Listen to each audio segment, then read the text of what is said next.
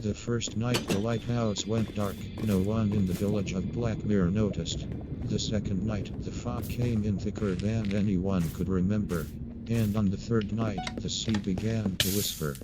Clara had grown up in Blackmere, a forgotten coastal town clinging to the edge of the cliffs like a stubborn barnacle.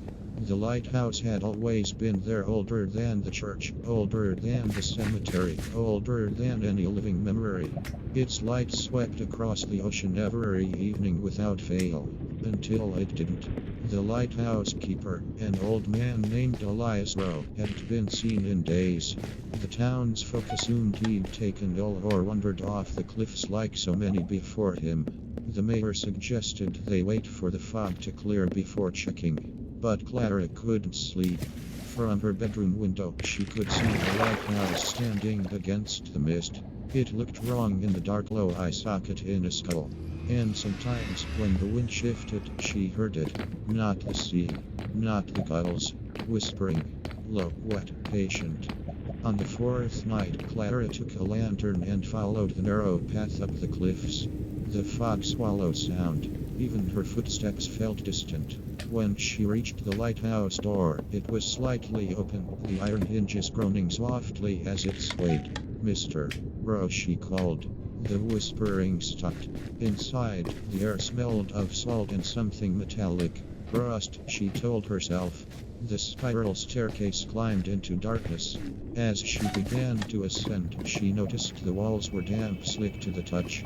Not with seawater, with something thicker. Halfway up, she saw the first handprint. It was pressed into the wall as if someone had tried to steady themselves. The fingers were too long, the palm too narrow, and there were only 4 fingers. Clara's lantern flickered, but something shifted. A soft dragging sound. She forced herself upward. Mr.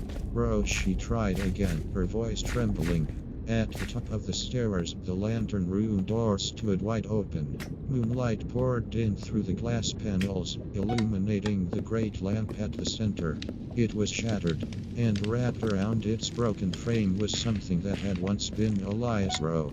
His body hung suspended by strands of glistening, translucent membrane fused into the metal like he had melted there.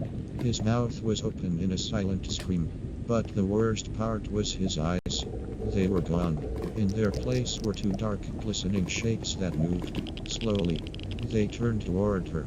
The whispering returned louder now, layered with a wet clicking sound. It wasn't coming from outside. It was coming from the walls. The damp surface